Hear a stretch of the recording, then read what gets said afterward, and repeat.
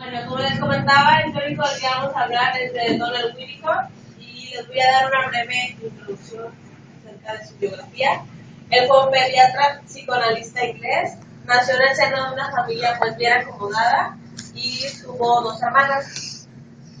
Después de graduarse como médico en Londres, trabajó durante 40 años y ingresó como miembro de la Sociedad Psicoanalítica Británica, de la que llegó a ser presidente hasta el resto de sus días. Y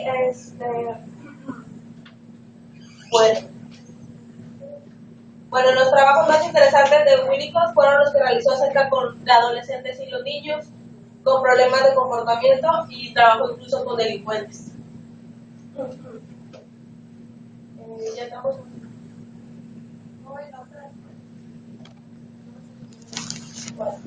¿Los puntos más de su historia? Bueno, nos dicen que entre la polémica surgida con Melanie Klein y Anna Freud, bueno, nos dicen que él se posicionó en el grupo de los que no tomaron partido ni por una ni por la otra, o sea, se mantuvo en medio de la polémica entre ellas. Okay. Bueno, y enfatizaba las importancias que adquieren las etapas iniciales, la del desarrollo emocional y la del individuo. Nos dice que el infante posee complejas fantasías y emociones. Bueno,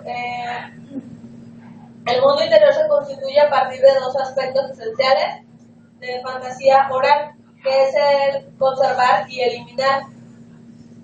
El desarrollo emocional debía considerarse como una línea de progresión en que lo arcaico definía las características perdón.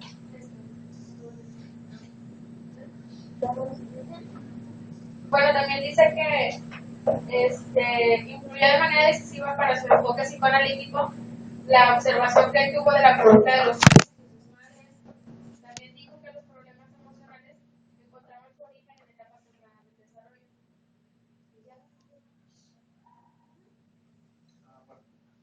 Voy a hablar de la importancia del medio ambiente en el desarrollo mental primitivo, o sea, el concepto del holding, o sea, el sostenimiento. Bueno,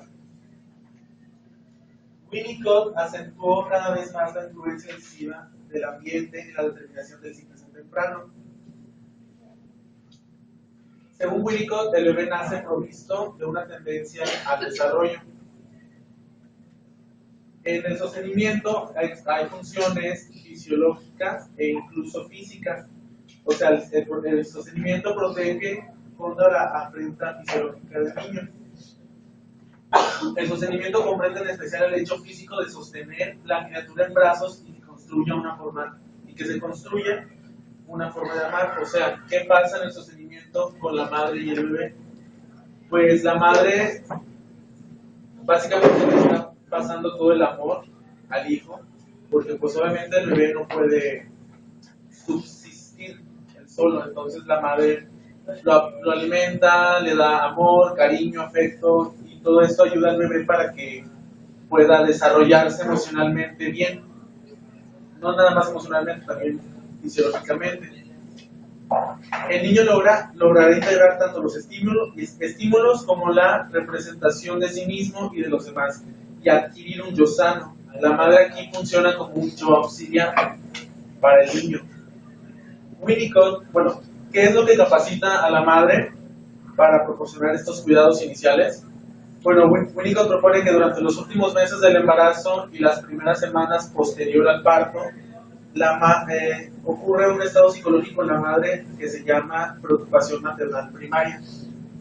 Es por eso que la madre da todos estos cuidados al niño. Este vínculo físico y emocional entre la madre y el bebé sentará las bases para el desarrollo saludable de las capacidades innatas del individuo. Bueno, si la madre realiza buenos cuidados adecuadamente, pues el niño va a crecer con bases físicas y emocionales sanas. O sea, va a crecer con un yo sano. Pero ¿qué consecuencias tiene un sostenimiento deficiente? Bueno, cuando el yo auxiliar, o sea la madre, no es insuficiente, resulta insuficiente, el niño puede recurrir a la construcción de un yo auxiliar falso, del que él mismo se hace cargo, lo que Winnicott bautizó falso self. Y aquí entramos a otro tema que es el self verdadero y el self falso. El self es el sí mismo. Eso es lo que significa el self. Bueno, el ser humano nace como un conjunto desorganizado de impulsos, instintos, capacidades perceptuales y motrices que conforme progresa el desarrollo se van integrando hasta lograr una imagen unificada de sí y del mundo externo. Bueno, como ya les había dicho, el papel de la madre es brindarle al bebé un yo auxiliar. La madre protege con su propio sostén el débil núcleo del ser sustantivo. Pero ¿qué sucede cuando la madre no provee la protección necesaria al frágil yo del recién nacido? Bueno, el niño obviamente va a percibir que existe una falla ambiental, va a percibir como una amenaza existente, una amenaza que va contra su continuidad existencial, o sea, que va con su crecimiento. Poco a poco recurre a reemplazar esta protección que le falta por una fabricada por él, o sea, que empieza a desarrollar un ser falso. El individuo se desarrolla a modo de extensión de la cáscara más que del núcleo, o sea, se empieza a desarrollar como una cáscara en él, que es el ser falso y va a cubrir al ser verdadero. El ser verdadero permanece escondido y lo que tenemos que afrontar ya posteriormente clínicamente es el complejo ser falso, cuya misión estriba en ocultar al ser verdadero. Cuando el medio ambiente brinda al pequeño la protección y sostén necesarios, o sea, cuando tiene amor, cuidados, etc., esa cáscara con que nace y que explica su narcisismo primario va poco a poco diluyéndose, permitiendo así una entrega a la experiencia de la vida interna y externa. Bueno, al principio consideraba el falso ser como una formación presente solo en los pacientes graves, o sea que el falso ser, el desarrollo del falso ser, al principio Winnicott pensó que solo se presentaba en los pacientes graves patológicos. Pero tiempo después, él propuso una gradación de matices en la que el falso ser estaría siempre presente, aunque con distintos niveles de implicación patológica. O sea que todos nacemos con un cierto grado de falso ser, pero hay niveles.